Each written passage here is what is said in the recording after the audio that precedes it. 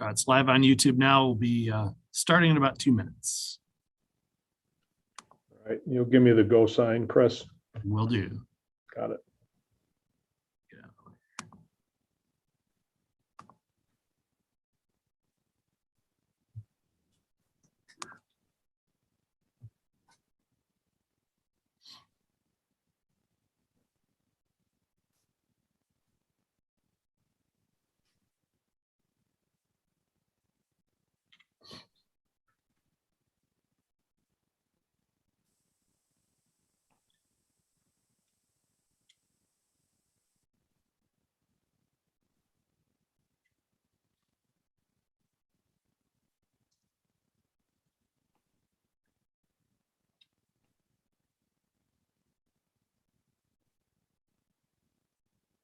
Going live in about a minute.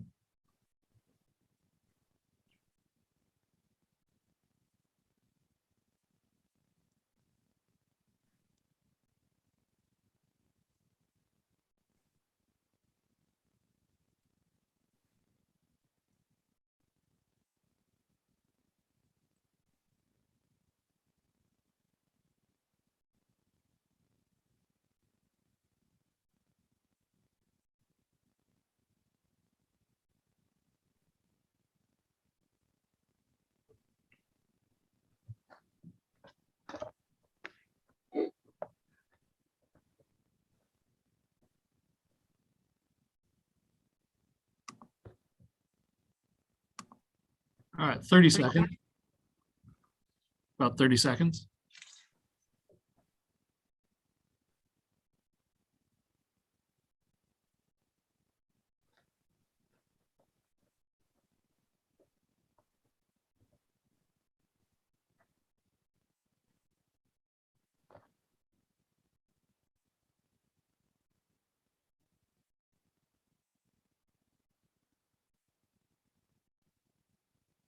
And go ahead, Tim. Well, good morning. I'm Tim Sheehy, president of the Metropolitan Milwaukee Association of Commerce, and welcome to the Business of Metro Milwaukee. These webinars put a spotlight on the challenges and opportunities we face in sustaining and growing the region's prosperity. These insights are designed to help your business and to help inspire you to help shape the region's future. Today's program is sponsored by United Healthcare. United Healthcare is working with the MMAC to help make it easier for you to find a health plan that works for your employees and your bottom line. To date, we've added over 350 companies to this program. That's why when you work with an MMAC affiliated broker, you'll receive discounted rates on United Healthcare's All Savers alternate funding health plans. Plus, you have the option to add other United Healthcare plans to your employee benefit packages, such as specialty plans and supplemental financial protection plans for as groups with as few as 5 employees.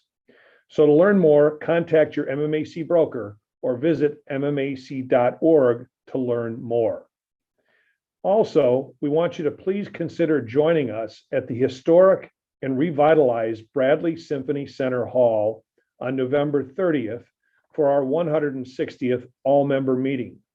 Gain some great insights into the plans for addressing the region's challenges and investing in those assets that help us compete for capital investment and jobs. You'll also find it a great opportunity to network with other regional and business community leaders. So again, thank you for joining us this morning. And again, we're grateful to have Dr. John Raymond, president of the Medical College, to join us with an update on all things COVID, and then we'll have time to answer your individual questions. So Dr. Raymond, thank you again for joining us, and I'll turn it over to you. Thanks so much, Tim. And before we get started, I'd like to acknowledge that this Thursday is Veterans Day, and to thank all of our veterans for everything that you do to keep our country safe. And also to say I've been a VA physician for 39 years, and it's provided me with some of the greatest joys and greatest honors of my career to work at the VA. So thank you so much. Tim, you know, we've been doing this now for 20 months. It's hard to believe. Yes. But I don't think any of us would have predicted at the beginning of the pandemic that we would still be dealing with such a significant problem. And it's also been an honor for me to work with you and the great leadership of the MMAC, so thank you. To put things in perspective, worldwide global cases of COVID-19 now have exceeded 250 million PCR documented cases, and we've had over 5 million deaths since the beginning of the pandemic. In the US, we've had 47 million cases with close to 775,000 deaths. So this has been a real challenge for us. On the other hand, I think in the good news category is in the US, we've had 223 million different individuals receive at least one dose of an authorized COVID-19 vaccine. So that's 68% of the population, and 193 million have completed a course, and that's 59% fully vaccinated. So we still have a long way to go, but I think we should also reflect on the great progress that we've made. So to start with the latest numbers, and these were mostly from yesterday, our trend in Wisconsin actually is no longer favorable. We have had a clear uptick in cases over the last week. Recall, we were down close to a 7-day average of about 1,700, and now that's up close to 2,200. And this is actually not unusual. About a dozen or more states in the US have seen their progress stall, and in some cases look like it's beginning to reverse. Now, the 7-day averages can be significantly impacted by a single outlier day.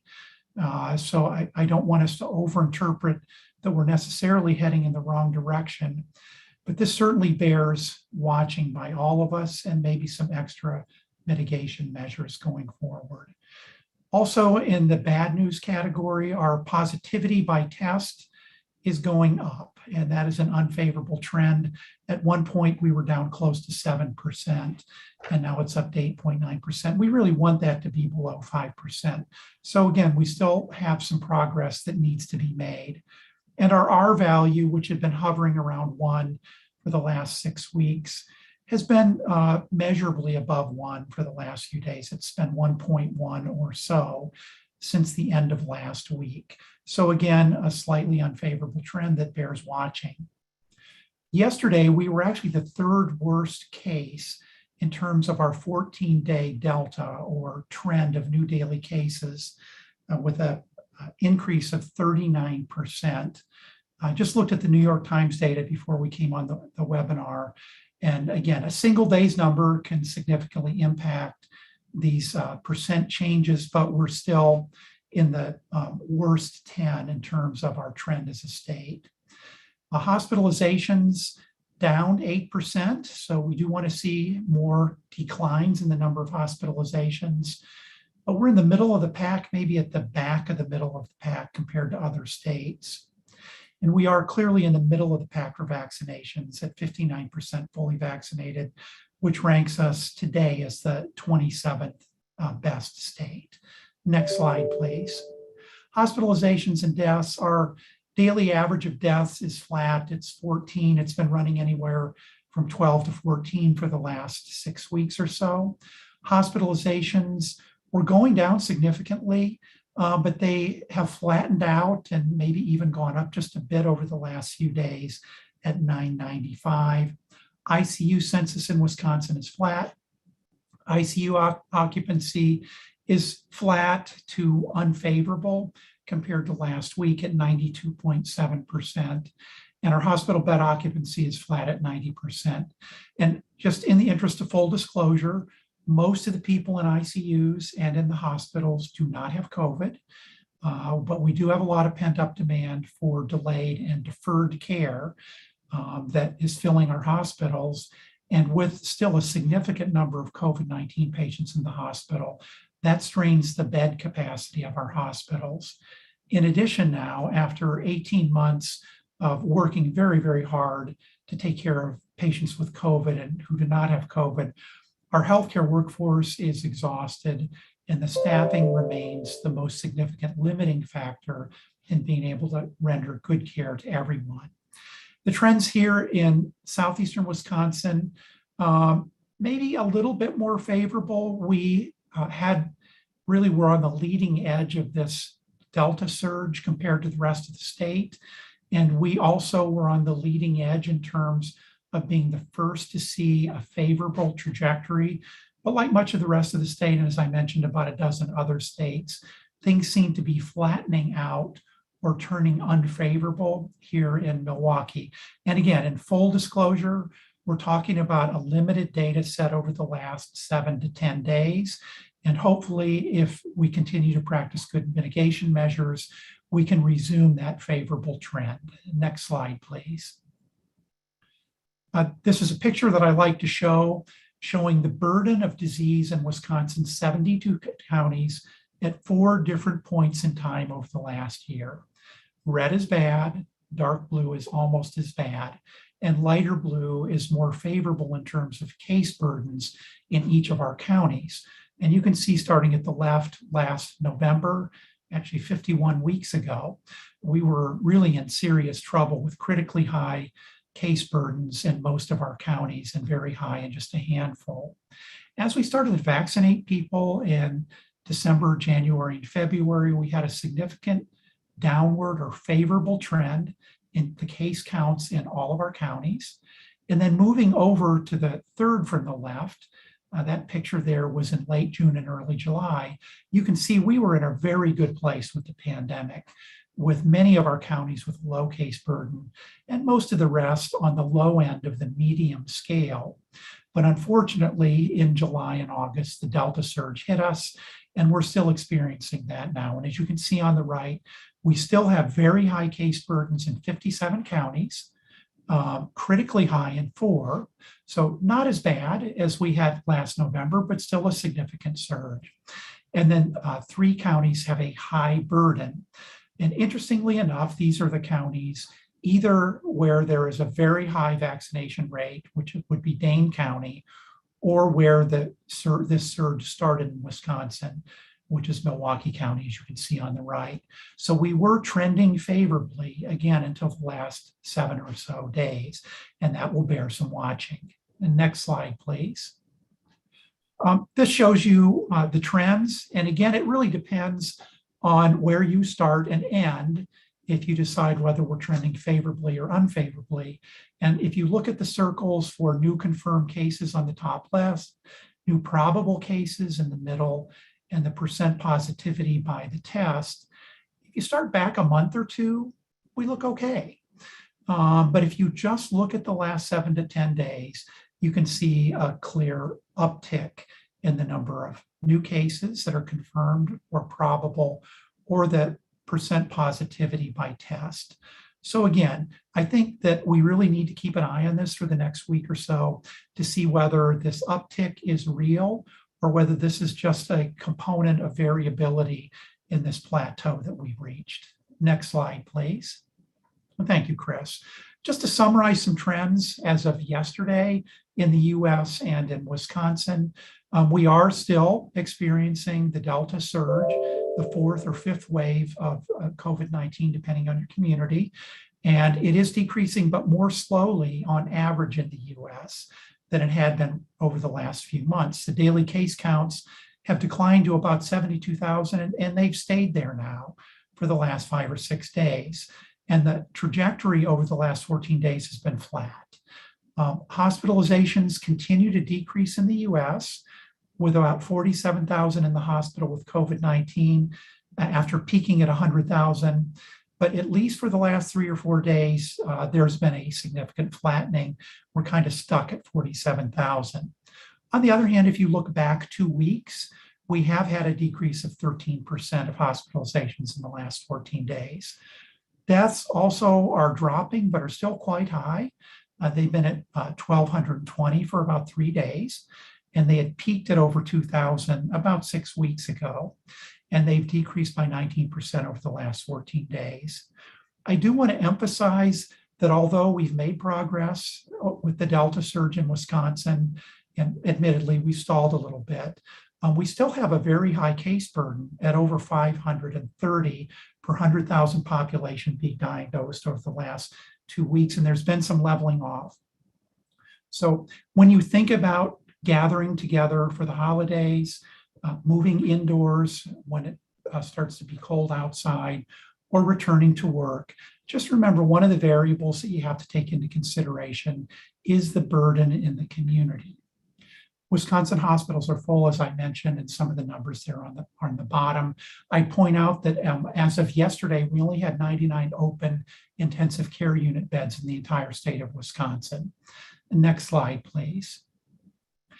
Now, I do want to remind people of the scientific process because it has been circumvented out of desperation, obviously, for us to try to find effective therapeutics for COVID-19.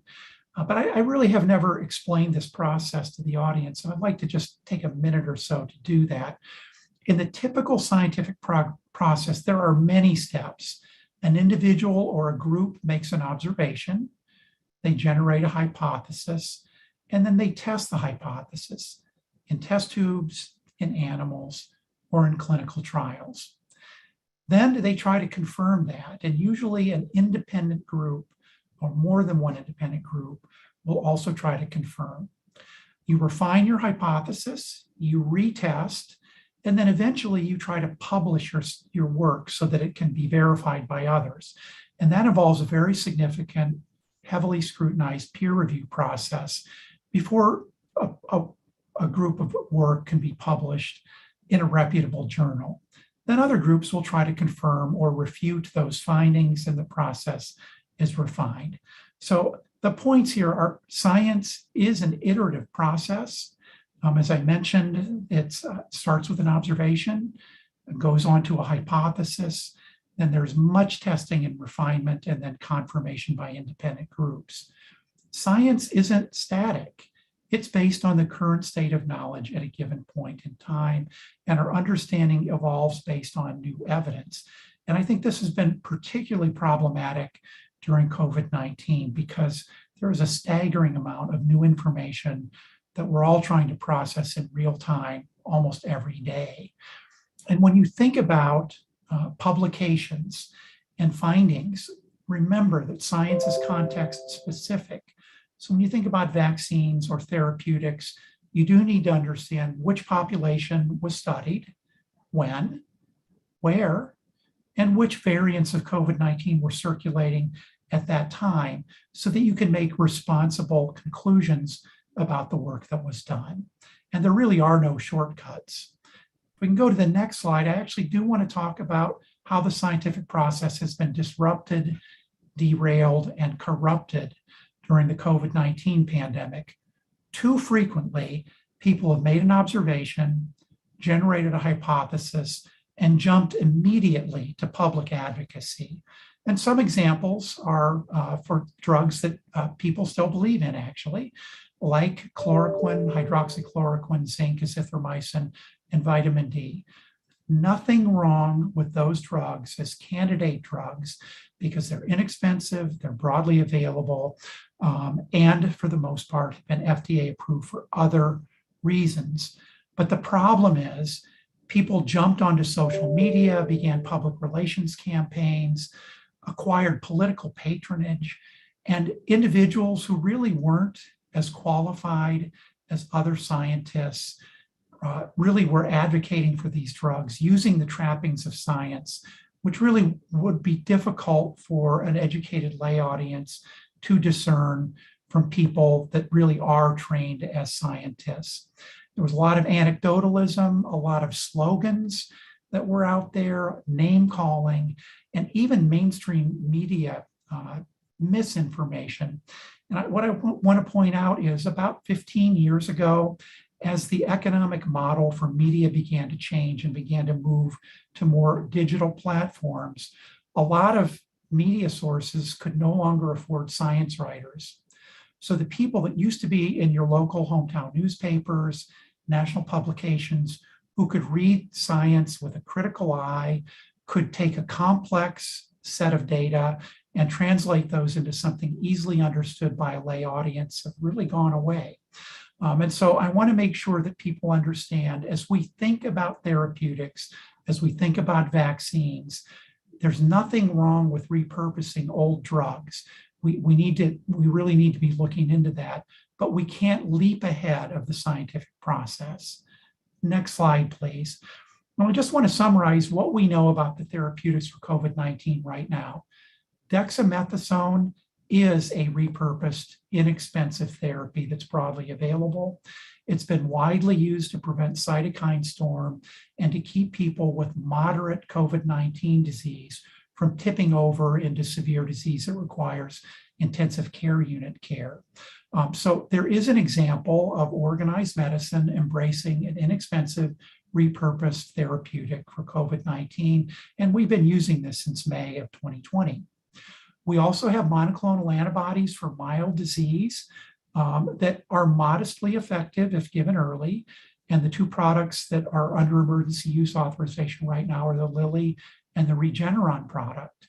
And I do want to point out there was some exciting preliminary data released by Regeneron earlier this week that suggested that long-lasting prophylactic immunity could be obtained by a single subcutaneous injection of their monoclonal antibody drug. This gives promise for people who are not able to mount an immune response, such as those on chemotherapy for cancer, people with HIV, or transplant recipients, for example. But more work still needs to be done to confirm that.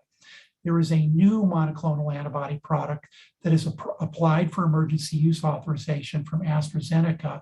And at least in preliminary studies, this appears to be much more potent than the Lilly or Regeneron products, providing up to 90% protection from death and hospitalization. Again, small numbers of patients studied, requires confirmation, but very promising. And we know remdesivir, which is expensive and has limited utility, has been used with some success for moderate disease. I do want to point out another repurposed drug is in the pipeline. This is fluvoxamine. It's an antidepressant drug or an SSRI. It has well-known anti-inflammatory effects. And there's a small early study that suggests that fluvoxamine, which is inexpensive, a course of fluvoxamine could cost about $4, could prevent some hospitalizations and deaths. And my plea to everyone is let's not jump onto this or become advocates for fluvoxamine until the scientific process plays out. And I promise you that there are many well-designed trials underway to investigate this potential therapy for COVID-19.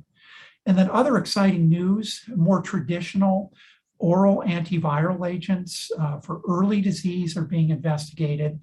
Molnupiravir is a polymerase inhibitor that was developed by Merck and Ridgeback. They've requested emergency use authorization, and this is going to be taken up by the FDA Advisory Committee on November 30th. And in early preliminary studies with about 2,000 patients, molnupiravir was shown to reduce the risk of hospitalization and death by about 50%. Even more exciting, Pfizer has a product called Paxlivid, which just completed a small phase 3 trial of about 700 patients that suggests that if given early in the course of treatment, may reduce hospitalization and death by up to 90%. And there are others in the pipeline. There's a Roche product called AT527 that is in phase 3 trials that may provide some promise for us. So looking to the future, we may have more tools in our toolbox than we've had recently. And these are all important components of helping us to get from pandemic to endemic for COVID-19. And next slide, please. Now, I'm not going to talk about these, but I do want people to know that we've been working on some simple talking points and information for parents who are trying to make the deeply personal decision about whether to vaccinate their children ages 5 to 11 for COVID-19. As you know, Pfizer received emergency use authorization for a low-dose formulation for kids 5 to 11. A relatively small set of kids, 3,100 kids were studied in the vaccine trials, and there seemed to be no serious side effects that were detected early in the study. And just like for adults, it's given in 2 doses 3 weeks apart. But again, I think even though kids can get COVID-19, they can die from it, they can have long COVID, just like adults can. we know that they're less likely to have serious disease than adults. And so parents really need to have this information to make good decisions. And as we know, even in adults, there are serious side effects that can happen with COVID-19 vaccines. These generally are very rare, on the order of 1 in 10,000 to 1 in a million. But as you can see, only 3,100 kids were studied in this age group. So, there may be some questions that parents want to ask their pediatrician or family medicine doctor about the safety and efficacy of the vaccines. But we did find that these vaccines were quite effective in preventing COVID-19 in kids 5 to 11 on the order of about 90%. And with that, I'll turn it back over to Tim and invite anyone that wants to check out some of the talking points and information about vaccines for kids to download the handout. Thanks again, Dr. Raymond. Lots of questions to start, but maybe one to start with in some of the data that you presented earlier. Do you have a sense when the state reports its data, how many people are showing up that have been vaccinated versus unvaccinated? Yeah, it's about 90% unvaccinated, at least in terms of severe disease.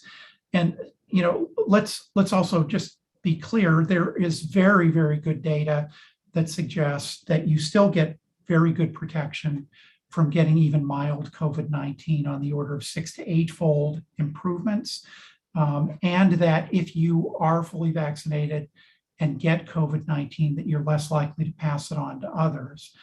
But the vaccine doesn't provide 100% protection. There's nothing in medicine that's 100%. That's why we still recommend some mitigation measures for people that are going to be interacting with large numbers of folks outside the household. But again, great. The message is the vaccines give you outstanding protection. In terms of death and hospitalizations, it's greater than 90% protection. More than 90% of the people being hospitalized with severe COVID right now are still unvaccinated. Yep. And so the point is, and I get this question a lot, well, why get vaccinated if I can still get it? And so to your point, it's not a impenetrable shield, but it's much better protection than walking around without one. Right. Why do we have airbags in cars? It protects you, but it's not perfect. You can still die in an auto accident, even with airbags. And a couple questions around the vaccination for children and as families are dealing with this, and on one end, the question is, why so much pressure to vaccinate children when we don't have information on long-term effects? And then the other side of the question is, do you see a time when we're just going to roll this into vaccinations like mumps, measles, rubella, and smallpox that kids generally get at an early age?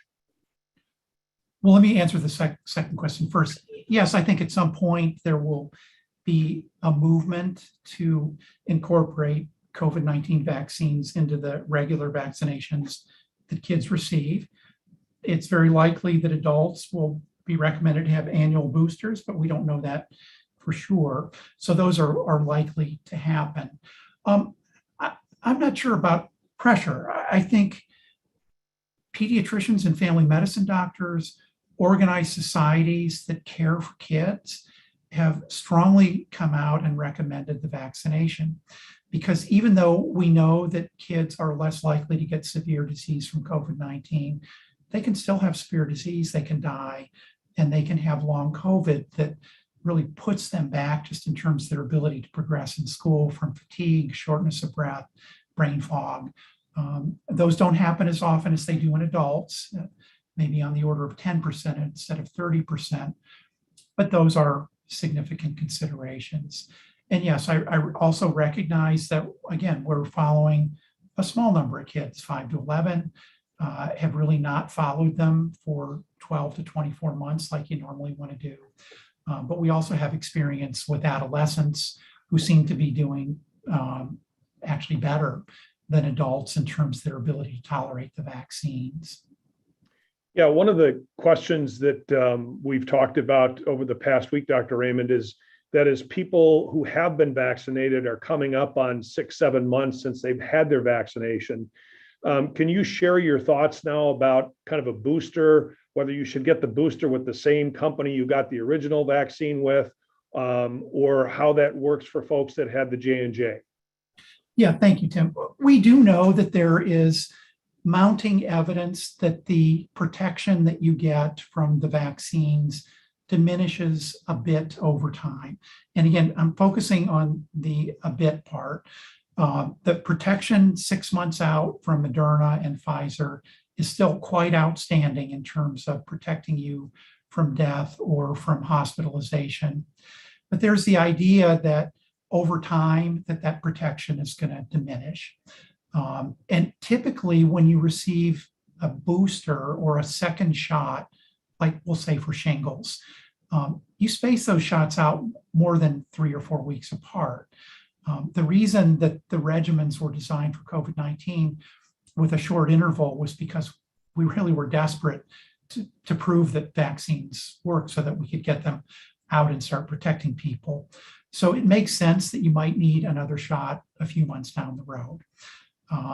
Again, I want to stress the protection that people have 6 months out from Pfizer and Moderna is still quite strong, but this is more of a prophylactic to try to protect people that are more likely to have bad side effects from COVID-19. So 65 and older, people who by nature of their work or living environment are exposed to a lot of COVID-19. Now, in terms of which booster to get, we know that the J&J shot, it's just a one shot, its immunity starts to decline after 2 months, not 6. And we also know that in some studies where they did what's called heterologous vaccination or mix and match, where they switched from either the J&J to a Moderna or Pfizer or vice versa, that the immune response that people get measured by antibodies after the J&J shot is better if you use an mRNA vaccine. So for the J&J, if you get a second J&J shot, your antibody levels go up by 4 to 8-fold. If you get a Pfizer or Moderna shot, they go up by 50 to 80-fold. So there's a much higher increase in antibodies. That doesn't necessarily mean that it's going to translate into better protection in the real world. Those are small, short-term studies in a test tube, but that they really, there really is good data that those boosters help. So the CDC says it doesn't matter for J&J, you should get a second shot. They're agnostic about which ones you should use. But there are a lot of people that are saying, look, if Moderna and Pfizer give me a 10 to 20-fold better boost in my antibodies, if I get that as my second shot after the J&J, I'm going to go with that. And that's certainly a reasonable idea. Are vaccinated people more likely to be asymptomatic if they have COVID versus those not vaccinated? They are. Again, people who've been vaccinated tend to have milder disease. So even if they have symptoms, that period of time in which they're symptomatic might not be as long, and the symptoms may not be as severe. And again, thinking about why do we wear masks, or why are we socially distancing after we're fully vaccinated? Really part of it is to protect people around you, because even though the likelihood that you're going to pass it on to other people is reduced, if you don't know you're sick, or you don't think you're very sick, you still could pass it on to other people. You talked about some of the trials. Of the trials mentioned, which ones are US-based, driven by the CDC? Really, none of them are driven by the CDC per se. They're all driven by a desire of the pharmaceutical companies or vaccine makers to have good data to present to the FDA and the CDC for approval. So many of these are multi-site trials that happen in many different countries, which again is a good idea. It's faster for you to be able to acquire patients. You can have a broader data set so that you know, depending on where people are in the pandemic, that the vaccine or the therapeutic works better. But many of these big trials have happened in Europe, South America, Asia, Africa, and the US simultaneously. So one question you're asking is there a reticence in comparing and reporting the difference in the effectiveness between Moderna and Pfizer, as well as the difference in the speed in which they fade? I actually think we should compare them at some point. I think the reticence is not to overinterpret early data based on relatively small data sets. Again, we're talking about 2 to 10,000 patients, comparing small numbers of events. Some of the trials, we were talking about molnupiravir, there were only 10 deaths in the placebo arm. So, you know, that's not something that you can hang your hat on as being true forever. You need the proof in the real world. So I think that's really hesitancy. You know, I would say, and again, this is just not my medical advice, just my scientific advice. I think it's perfectly reasonable if you're comparing a second shot after Johnson & Johnson to want to get an mRNA vaccine instead of the J&J second shot. Again, because based on the early data, it looks like the antibody levels that you get are much, much higher after the mRNA vaccines as a second shot. Yeah. Pfizer and Moderna, there's a little bit of a difference. It's probably dose related. Moderna's standard dose is 100 micrograms of messenger RNA, and Pfizer is only 30. So it may not be that one vaccine is better per se, it's just that you're getting a higher dose. Yeah. What do we know so far, Dr. Raymond, about the long haulers? Is if you have COVID, are you less likely to be in that category than if you've had a vaccination than if you haven't? Based on what we know now, yes. It does appear that vaccination protects people who get COVID from then moving on to long COVID. Quantifying that's going to be difficult because, again, these are relatively preliminary studies with relatively low numbers, but there does appear to be a measurable protective effect from long COVID. And Tim, one thing I need people to really think about, when we think about the bad effects of COVID-19, people focus a lot on the mortality, which is about 2% in the world for confirmed cases. We know that we're missing some of the cases. People aren't getting tested, especially the mild cases. So the infection fatality rate is probably less than 1%. It's in the 0.6 to 0.7% range. But a third of the people that get COVID have long-term symptoms, and some of them are debilitating. And every health system in this region now has a long COVID clinic, and they're packed. They're full of people.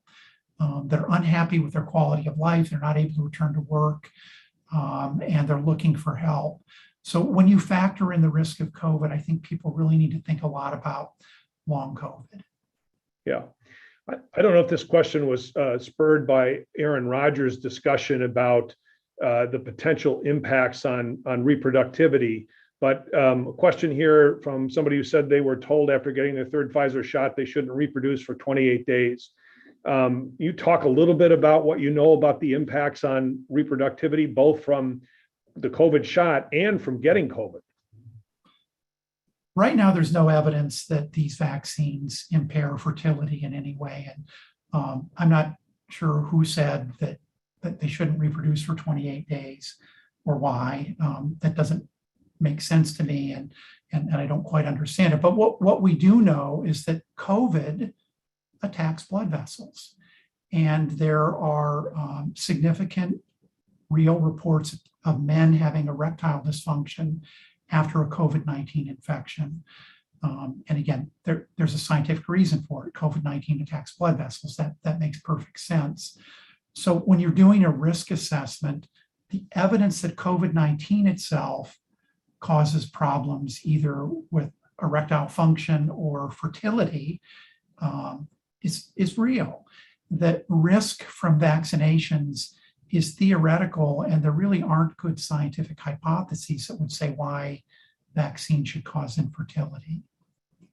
So I'm not sure if this question is also coming from a Packer fan, but do you think the 10-day quarantine period should be reduced, or does data show that people may not be as contagious as initially thought? I think it's a great question. With the availability of rapid, inexpensive antigen tests, I think it's probably time to re-examine that 10-day period. And if people are infected, but they have, like in the NFL protocol, 2 consecutive negative tests spaced 24 hours apart, maybe they could end that quarantine. Do I think that that will actually happen? I don't know, but it's perfectly reasonable. Yeah. We've talked a little bit about this before. Can you also comment on the natural immunity that people get from COVID-19 and the inclination that they don't need a COVID-19 vaccine if they've actually had it? Yeah. By natural immunity, which is a term I actually don't agree with, because every immune response we have is a natural immune response to some provocation or an antigen. But anyway, this is referred to as the immunity you have after a COVID-19 infection. It's actually pretty good. It's inconsistent. We believe that vaccine-induced immunity, with the notable exceptions of people that are immunocompromised, is more consistent. And there have been some comparative studies. The one that people that don't want to be vaccinated talk about is a natural history study in Israel. But there is a US study that was recently released by the CDC that showed that vaccine immunity was better, just in terms of protecting. But what I would say right now is it's an open question. But what we do know is that people who end up with the strongest immune response are folks that had COVID-19 and then got vaccinated. That seems to give you the strongest immunity. And we also know that people who get COVID can be reinfected and they can die from their reinfection. And this shouldn't be news to anyone. Back last year, when the P1 variant was circulating in South America, a lot of the people that were sick from P1 and died had already had COVID-19 from the original strain. And so there already was real world data from South America that suggested that some of these variants could reinfect and could still kill people after they had a COVID infection. Let me ask you this kind of as a summary question on some others that have come in. If you look at, the Pfizer, Moderna, or J&J, the vaccines that are out there, as we term them, the jab in the arm, is there an alternative way of protecting yourself outside of the vaccine that you would recommend? Let me first acknowledge that anything you can do to keep yourself in good condition and quote unquote prime your immune system can help you, but there is no substitute for the immunity that you get either from vaccination or a previous COVID-19 infection. The homeopathic remedies, nosodes, and some other things people talk about, there may be some scientific basis for considering that they might work, but the real world data that they can substitute for vaccination is completely lacking. And I would just say that there is no alternative to vaccination. Now, one caveat, again, gets back to what Regeneron said. Regeneron and all these monoclonal antibody cocktails are synthetic antibodies that are manufactured and then injected to really reconstitute your immune response. It may be that a subcutaneous shot with this Regeneron monoclonal antibody cocktail could give you immunity for up to 6 to 8 months based on that very preliminary study that was reduced and needs to be confirmed. So I don't want to say that there's no possibility that we could ever have a substitute for vaccination, but right now, despite the popularity on social media and a lot of strong advocates, these homeopathic vaccine alternates have not been proven to be effective. What about the case where someone who has been vaccinated gets a breakthrough case? Should they get a booster?